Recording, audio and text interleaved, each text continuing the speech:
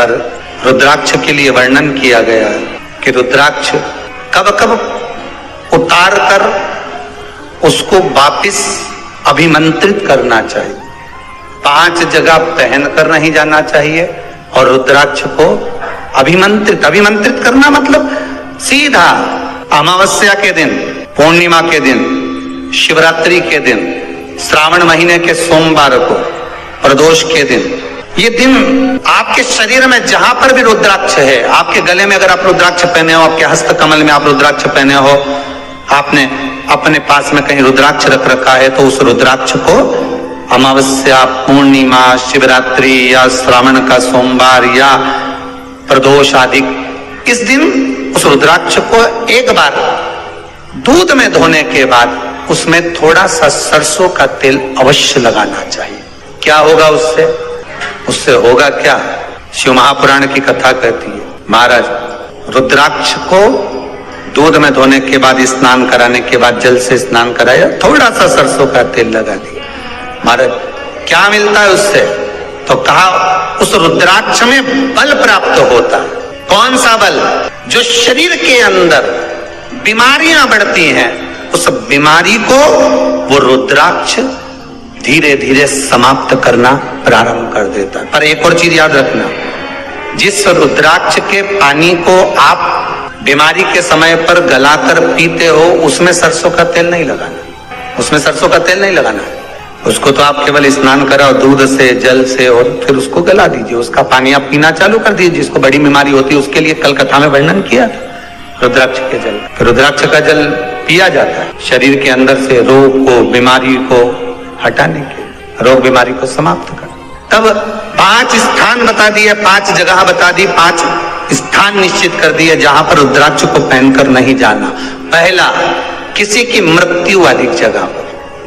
दूसरा, जहां पर बच्चे का जन्म हुआ, मृत्यु आदि जगह पर सूतक लगती है, जहां बच्चे का जन्म लगता है वहां सावड़ लगती है।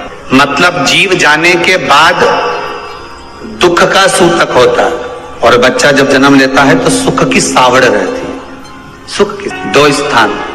तृतीय स्थान, तीसरा स्थान दिया जहां पर वैश्यावृत्ति होती हो या महाराज मदिरा का पान होता हो, उस स्थान पर रुद्राक्ष को नहीं ले जाया जाता। चौथा स्थान रुद्राक्ष के लिए कहा गया, जिस स्थान पर आपको ज्ञात नहीं है और आपको लगता है कि ये स्थान अज्ञात है, यहाँ पर कई जगह पर कुछ जीवों की हत्या हुई है या किसी जीव को नष्ट किया गया है, उस स्थान पर रुद्राक्ष को नहीं ले जाना चाहिए। 5वां, महाराज आपके रुद्राक्ष का जहां अपमान हो रहा है, अपमान से समझ में आ रही है ना आपको बात? एक आय को ढोंग प्रपंच में पढ़ा है, कौन ने कहा इतने रुद्राक्ष धारण कर ले?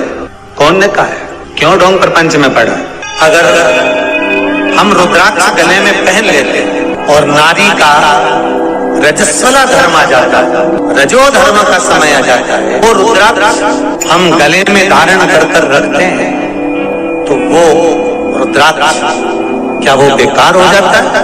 पहले एक बात बहुत अच्छे से समझ में, आप सन्यासी हो, जम के बोलो जरा, आप तपस्वी हो, आप साधक हो, आप उपासक हो, या आप बैरागी हो, आप एक गृहस्थी हो, घर में रहने वाली माँ गोदी में रखा हुआ बालक अगर गंदगी भी कर दे, पूरे कपड़े को भी बिगाड़ दे, तो माँ बच्चे का कपड़ा बदल देती है, और बदल कर माँ को ये जरूरी नहीं है कि उसको साड़ी बदलना, उसको कपड़े बदलना या उसको फिर नहाना। बच्चा जब गोदी में होता है तो माँ की गोद में कितनी बार भी गंदगी कर दे, फिर माँ अपने कपड़े बार बार नहीं बदलती, उसी कपड़े से काम करती रहती है, उसी कपड़े से सेवा करती रहती है, उसी कपड़े से भगवान का पूजन भी करेगी तो भगवान स्वीकार करेगा। क्योंकि मातृत्व के लिए, माँ के लिए, नारी के लिए छोड़ दिया गया है कि तुम पर हाँ, आप अगर पूजन करने बैठ रही हो तो आपको ये 7 दिन पूजन नहीं करना। पर रुद्राक्ष अगर आप पहन रहे हो, रुद्राक्ष अगर आप धारण कर रहे हो, और अपने जीवन की सार्थकता के लिए स्वीकार कर रहे हो। जैसे तुलसी की माला और रुद्राक्ष की माला गले में पड़ी रहती है तो ये कंपनी का ट्रेडमार्क होता है कि तुम कौन सी ब्रांड के हो। ये कंपनी का ट्रेडमार्क है।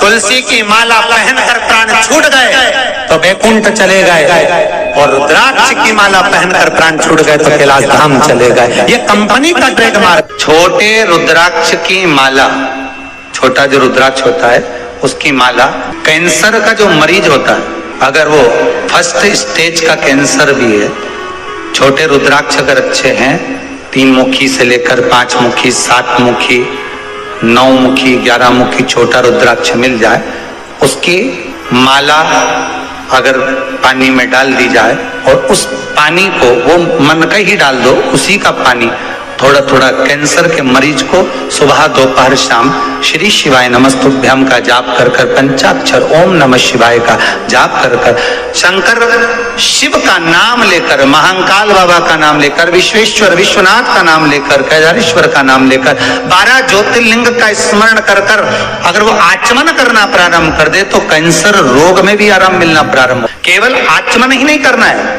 अगर स्त्री है तो अपने उल्टे हाथ पर भी उस मनके की माला को लपेट सकती है। पुरुष है अपने राइट हैंड में उस माला को, अगर कैंसर से पीड़ित व्यक्ति है, रोग से बहुत पीड़ित व्यक्ति, उसको बल मिलता है, उसको पावर मिलता है, उसको एक एनर्जी, उसको एक तेज मिलता है रोग से लड़ने का। कई लोग कहते हैं महाराज जी रुद्राक्ष को सिद्ध कैसे करना चाहिए, तो शिव महापुराण में